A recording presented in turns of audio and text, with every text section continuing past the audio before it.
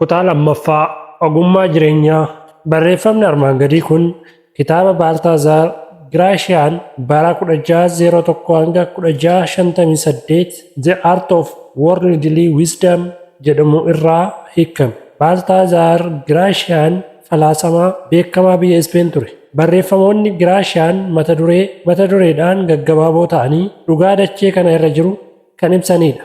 Namoonni amantii Giraashiyaanidhaan barreeffamni kee hadhaa dammaan sukkuummameedha jedhanii balaaleffatanii turan. Haa ta'u malee gorsa Giraashiyaan kana immoo namoota isa morman caalatti kan dubbisee itti fayyadame hin jiru jedhama. Hedduun fuula namatti isa balaaleffatanis dhoksaatti kiisii isaaniitii garuu kitaaba isaa baatanii akka naanna'aa turan hayyoonni seenaa mirkaneessaniiru. Gorsi Giraashiyaaniin kenne sunniin jireenya dhala namaa wajjiin hariiroo jabaa kan qaban waan ta'aniif wayita dubbisanittillee baay'ee namatti mi'aawa. Tokko nama guddaa ta'e. Nama caalu ta'ee kan dhalate hin jiru. Nama guddaa akka taatuuf guyyuu mataa kee fooyyessi. Olaanaa ta'uu kee dandeettii filannoo keetiin akkasumas waan raawwachuuf fedhii jabduu qabduun mirkaneessuu ni dandeessa. Namoonni tokko gonkumaayyuu nama guutuu ta'uu waan hin dandeenyeef yeroo hundumaa akka wanta waa isaan keessaa hanqateetti dachee kana irra deddeebi'u. Kaan immoo mataa isaanii ijaaruuf yeroo dheeraa isaanitti fudhata. Hojii isaaf dubbii isaatiin qalbii qabeessa namni ta'e gamtaa beektotaatti kabajaadhaan affeerramee gala. 2. Tooftaa waa itti hojjettu yeroo yerootti geggeeddari. Filannoolee hedduu fayyadami. Filannoolee garaagaraa fayyadamuun kee dorgomtoonni kee maal akka isaan barbaadan akka beektu si godha. Isaan garuu kallattii kee akka hin beekneef burjaajii itti uuma. Yoo kaayoo kee dursitee beeksifte kaan si dursanii adeemsa kee fashaleessuu danda'u. Simbirroo kallattii tokko irra barrifturra simbirroo kallattii ishee jijjiirtee barriftu xiyyaadhaan waraananii ajjeesuun namatti ulfaata. Wanti gadheen yeroo hundumaa riphxee kan haala eeggatu ta'uu ishee hubadhu. Kanaaf jalaa miliquudhaaf Abshaaloom namni cheezii taphatu akka mormataan isa barbaadutti hin taphatu. 4. Waan hundumaa tuttuquu irra waan tokkotti jabaadhu. Wanti sadarkaan isaa olaanaa ta'e baay'ina isaatiin otoo hin ta'in qulqullina isaatiin madaalama. Wanti tokko yoo baay'ee gatii isaatti xinnaatu wanti baay'inaan hin argamne garuu gatiin isaa qaaliidha. Ogummaa irraa barachuuf otoo hin ta'in akka wanta ulfinna kaasuuf barbaadamutti yaaduudhaan namoonni tokko kitaaba furdina isaa fi baay'ina fuula isaatiin dinqisiifachuu hedu.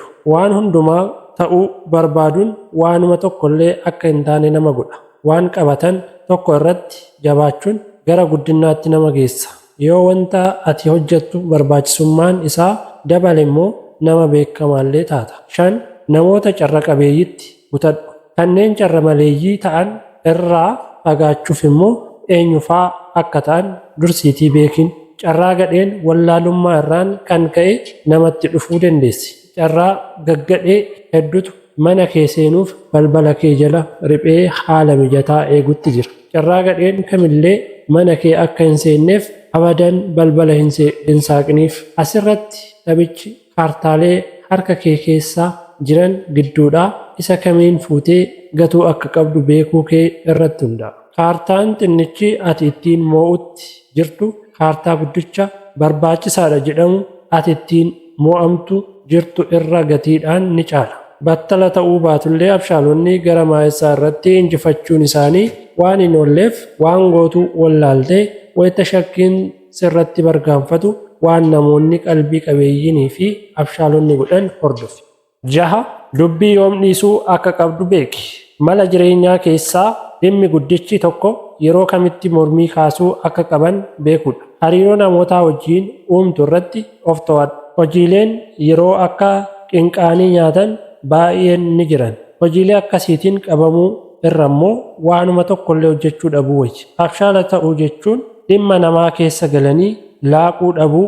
Namoonni kan biroonis dhimma kee keessa akka hin galle dhoorkuu danda'u jechuudha. Waa'ee namoota kan biroo otoo dhiphattuu ofii keef otoo hin ta'in akka hin hafneef of eeggannaa gochuu qabda. Hiriyoota kee hin jeeqin. Fedha isaaniitiin kennuu kan danda'an caalatti hin gaafatin. Wanti hundumtuu yoo baay'ate ni hadhaa'a. Hariiroon ati hiriyoota kee wajjin qabaattus kabaja irratti kan hundaa'e ta'uu qaba. Hariiroon kabaja waliif qabaachuu irratti hundaa'e umrii dheerata. Waan gaarii jaalachuuf walabummaa qabaadhu. Waan hin jaalanne immoo gonkumaa nan jaaladha hin jedhin. 7. Ciminni kee maal akka ta'e beeki. Cimina ofii beekuun kennaa guddaadha. Cimina kee kana kunuunsi. Dandeettii kee kaanis. Namni tokkoon isaa otoo kennaa isaa isa jabaa beekee sadarkaa olaanaa irra ga'a ture. Kanaaf kennaa kee beeki. Kennaa kee kanas hojii irra oolchi. Namoonni tokko obsa jabaa qabu. Kaan immoo waan boru dhufuu dursanii raajuu ni danda'an. Namoonni hedduun garuu callisanii sammuu isaanii waan jeeqaniif waanuma faayidaa qabu tokkollee otoo hin hojjetin barri darba. Miira isaaniitiin oofamanii of gowwoomsaa umrii isaanii kan fixan ta'uu isaanii namoota kanniinitti dhuma irratti kan itti himu yeroodha. 8. Mo'attu otoo jirtuu dhaabi. Kun qajeelfama namoota qumaara taphachuun beekamoo ta'aniiti. Otoo injifachuutti jiranii duubatti deebuun fuulduratti deemanii diina rukutuu wajjin wal fakkaatti. Kanaaf otoo mo'atti jirtuu yookaan wanti ga'aa ta'ee harka keetti erga galfattee booda waan qabatte fudhadhuutii badi. Hiree gaariin yeroo dheeraaf yoo si wajjin turte shakkuu qabda. Wanti gaarii fi gadheen yeroo duraa fi aanteen dhufan gaariidha. Jireenya iyyuu jallattee deebitee immoo wayita qajeeltu mi'oofti. Hireen yeroo dhuftu jabina ishee irraa kan ka'e waan hundumaa caccabsiti. Garuu immoo yeroo dheeraafis si wajjin yoo turte dadhabdee bututuu kan eegaltu ta'uu ishee qalbifadhu. 9. Jaalala namootaa gonfachuuf yaalii godhi. Namoota biratti beekamtummaa gonfachuun gaarii ta'us hundarra kan caalu garuu arjummaa isaanii argachuudha. Asirratti shoorri carraa guddaa ta'ullee wantichi of eeggannaa ati gootuun itti fufiinsa qabaachuu danda'a. Argachuu yoo barbaadde kenni. Waan gaggaarii hundumaa namaaf godhi. Arrabni kee waan gaarii haa dubbatu. Waan gaaris namaaf ooli. Jaalatamuuf jaaladhu. Ayyanni yookaan gaarummaa amalaa meeshaa namoonni gurguddootiin nama ittiin mo'anidha. Hojii gaarii hojjedhu. Waan dansaa babarreessi. Goraadee qabattee adeemuu irra qalama qabadhu. 10. Abshaala ta'i. Garuu sadarkaa kee beeki. Dandeettii qabaachuun namoota biratti shakkii uuma. Dandeettii qabaachuu keetiin hin dhaadatin. Waan keessa kee jiru kana dhoksi. Keessattuu iyyuu fageessitee kan ilaaltu ta'uu kee namni sirratti hin beekin. Gochaa hamaan dachee kana irra jiru lakkaa'amee waan hin dhumneef of eeggadhu. Haa ta'u iyyuu immoo malee tarkaanfii adeemtu hundumaa of eeggannaadhaan kan deemtu ta'uu kee yoo beekan amantii sirra kaa'anii deebisanii sirraa mulquu waan danda'aniif of eeggannaan kan hojjettu ta'uu kee namiyyuu sirratti hin beekin dhoksi. Nama shakkitu ta'uu kee yoo beekame ni jibbamta. Kaanis haaloo isaanii akka sirratti ba'aniif isaan kakaasuu dandeessa. Gama kanaan rakkoo ati hin yaadne sitti fida. Kanaaf waan gootu hundumaa dursitee yoo itti yaadde ni fayyadamta. Kun immoo safartuu dandeettii waa madaaluti. 11. Jibba keef daangaa tolchi.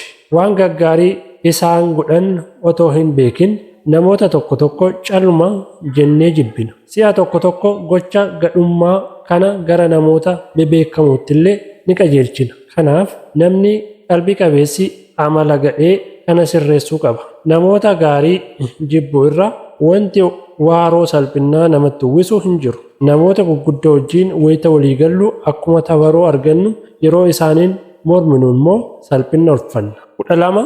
Eenyummaan kee bilchinna ati qabduun madaalama. Maalummaa waan tokkoo kan madaalu ala yookaan bakkee isaa otoo hin ta'in keessa isaati. Gamoon tokko fagoodhaa wayita ilaalan alli yookaan bakkeen isaa baay'ee bareeda. Keessi isaa garuu hanga godoo illee hin miidhagu. Haalli namoota tokkos akkasuma. Namoonni akkasii nagaa erga gaafatanii booda waan dubbatan wallaalu. Yaada uumuu waan hin dandeenyeef wanti dubbatan harkaa bada. Namoonni kunniin nama fagoodhaa isaan ilaalu gowwoomsanillee nama dhiyaatee keessa isaanii ilaalee garuu gowwoomsuu hin danda'an. 13. Nama hojiif ijibbaatuuf ogeessa ta'i. Ogeessi waan yaade ijibbaata godhuun galmaan ni ga'a. Warri gowwaan jarjartii waan jaalataniif gufuu isaan fuuldura jiru qalbifatanii otoo hin ilaalin dhimma isaanii of eeggannoo malee hojjetu. Si'a tokko wanti ati hojjettu kan itti yaaddame ta'ullee hordoffii gochuu dhabuu keetiin otoo hin milkaa'in hafa. Waan cufaaf qophiin haadhoo hiree hundaati. Waan tokkollee boriif haa bulu jedhanii dhiisuu dhabuun amala gaariidha. Suuta jedhanii ariifachuu yaanni jedhu qajeelfama jireenya keetii haa ta'u. 14 obsa beeki. Gonkumaa hin ariifatin. Ariitiin miira kee hin moo'in. Jalqaba gooftaa mataa keetii ta'i. Ittaansitee gooftaa namoota biroo taata. Firii jibbaata keetii argachuuf xurree yeroo irra deddeebi'uu qabda. Ogummaadhaan suuta tarkaanfachuun daandii milkaa'ina jireenyaatti nama geessa. Fireeleen dhokataanis bilchaatanii fuulletti akka ba'an godha. Waan tokko raawwachuuf yeroo caalatti kan humna qabu hin jiru. Rabbillee alagaadhaan otoo hin ta'in yeroodhaan nu adaba. Mammaaksi buqqeen barri toleef dhagaa cabsa jedhu akkam dinqaadha. Kanaaf hireen namootaa obsaan ishee eeganiif badhaasni ishee guddaadha. 15 dhimma kee suuta raawwadhu. Waan tokko bilcheessanii hojjechuun mataa isaatti waan sana dafanii akka hojjechuutti lakkaa'ama. Manni ariifatanii hojjetan dafee akka jigu beekamaadha. Kanaaf wanta ati fullaa'inna akka qabaatu barbaaddu yoo jiraate yeroo fudhadhuutii hojjedhu. Wanti aarsaan itti hin kaffalamne qalbii namaa hawwachuu hin danda'u. Hojii gaariin ifaajjii jabaadhaan dhalata. Bu'aan akkasiin argamu immoo faayidaan isaa fullaa'aadha. Fakkeenya kana gara albuudotaatti yoo finnellee gosa sibiilotaa gatiin isaanii qaalii ta'e baqsuuf yeroo dheeraa kan fudhatu ta'uu isaa beekta. 16 namoota si bira jiran fakkaadhu. Namoota hundumatti karaa wal fakkaataadhaan itti hin dhiyaatin. Waan tokko raawwachuufis humna wanti sun gaafatu caalatti hin dhangalaasin. Beekumsi kees ta'ee humni kee bilaashatti baduu hin qabu. Yoo qalbii namootaa hawwachuu barbaadde waan qabdu hundumaa battala tokkotti hin agarsiisin. Yoo dandeettii kee suuta agarsiifte qalbii namootaa hawwattee qabachuu qofa otoo hin ta'in daangaan dandeettii keetiillee hanga eessatti akka ta'e tilmaamamuu akka isaan hin dandeenye goota.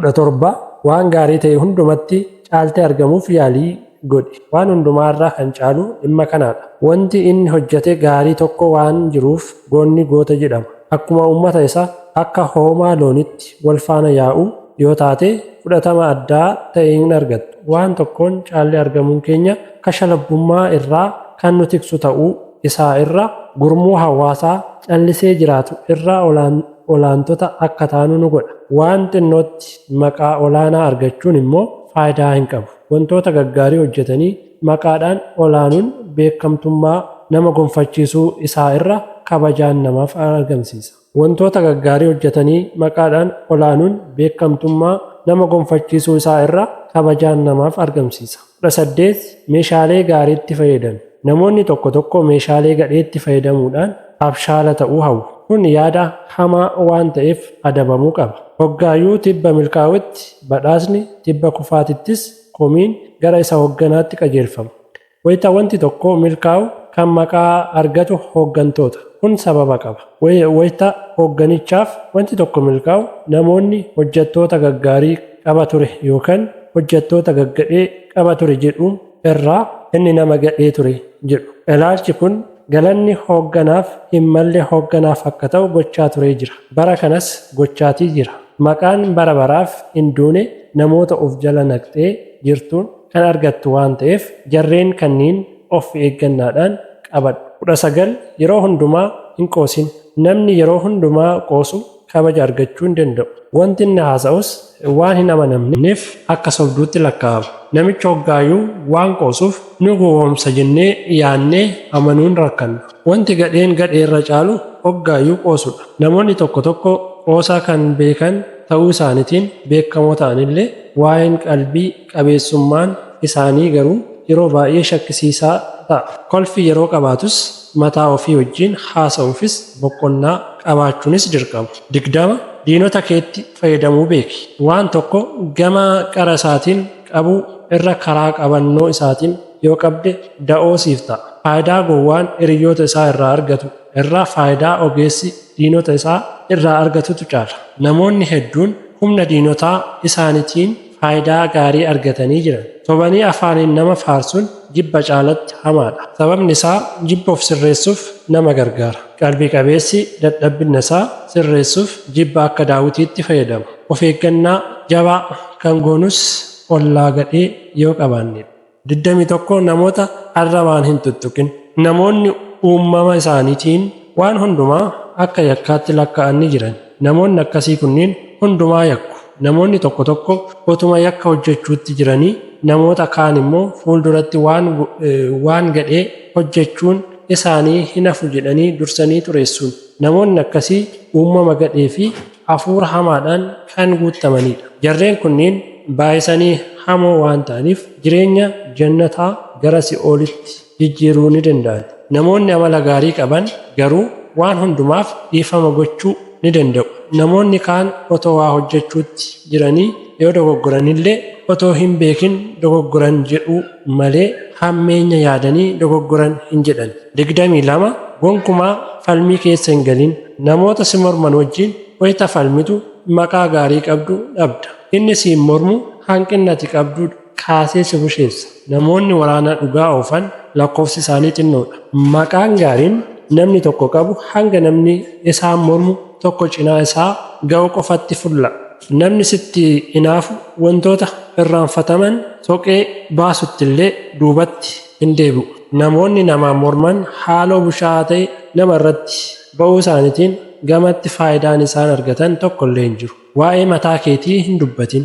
Waa'ee mataa keetii wayita haasoftu of xixinneessuu yookaan of faarsutu sirraa eegama. Haa ta'u malee of faarsuun gadhummaa wayita ta'u of xixinneessuun immoo gowwummaadha. Waan kana yoo raawwatte hubannaan kee hir'uu akka ta'e agarsiisa. Waa'ee mataa ofii haasa'uun bifa kamiiniyyuu balaaleffatamuu qaba. Uummata fuulduratti waa'ee mataa keetii haasa'uun kee akka gowwaatti lakkoofsisa malee waan dabaluun qabu. Waa'ee namoota fuula kee dura jiranii haasa'uunis baay'ee siin galateeffacha. Sababni isaa baay'ee isaanii leellistee yookiin immoo baay'ee isaanii salphistee rakkina fiduu dandeessa waan ta'eef. 23 gowwaa jechuun nama hojii gowwaa hojjetu otoo hin ta'in nama hojii gowwummaa isaatii dhoksuu hin dandeenyedha. Namni tokko jabina koonaaf beekaa jedhee waaciluu akkuma hin qabne dadhabbina isaa immoo caalatti dhoksuu qaba. Eenyiyyuu ni dogoggora.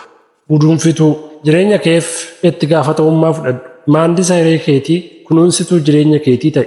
Namoonni baay'een jireenya isaanii keessatti wanti raajiin hanga uumamutti eeguu barbaadu. Gaaf tokko wanti dinqiin tokko ta'ee jireenyi koo ni jijjiirama yookaan tarii hireen koo ni jijjiirama jedhanii yaadu. Garuu namoota akkasiitiif lafumaa ka'ee wanti ta'uuf hin jiru. Namoota callisaniidhuma abdiidhaan waan eeganiif jireenya isaanii keessatti wanti ta'uu hin jiru. Barri isaanis bilaashumatti darba. Yoomiyyuu yoo ta'e jireenya kee keessatti filannoolee lama qaba. Inni duraa hanga wantoonni milkaa'anitti eeguu yookaan immoo wantoonni akka ta'an gochuudha. Hanga wantoonni ta'anii haalli siif mijatutti kan eegdu yoo ta'e parsantii 99 wanti eegdu sun abadan hin ta'u. Filannoo inni dansaan arriiba keessaa dammaqxee jireenya keef itti gaafatamummaa fudhachuudha. Mataa keetti akkas jedhii himi. Anatu akka ta'u gochuu qaba. Waaqayyo simbirroolee hundaaf nyaata ni kenna. Garuu man'ee isaanii keessa hin kaa'uufi. Jireenya isaaniitiif itti gaafatamummaa akka fudhataniif aangoo kenneefii jira. Battaluma namni kan biraan jireenya keef furmaata akka kennu eeguu dhaabdu injifannoon harka kee galti. Teessee waan dhufuun fudhatin waan argachuu barbaaddu adamsi.